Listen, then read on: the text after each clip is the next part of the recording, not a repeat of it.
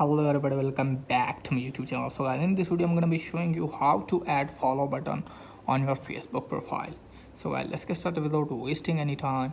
First of all guys, what you have to do is just simply tap on your profile, and then you have to tap on three lines, and then let me show you here when someone search your profile.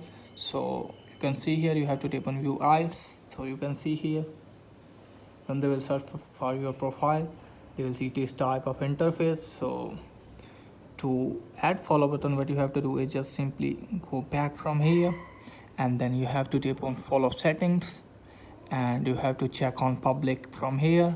Again check on public, then check on public.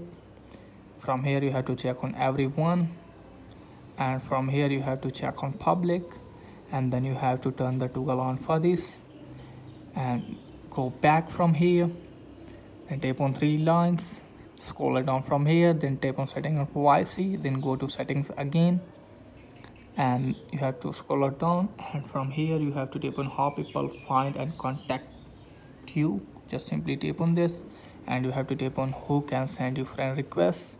So you have to check on friends of friends. So go back from here and tap on profile, and then tap on three lines. Now tap on view as.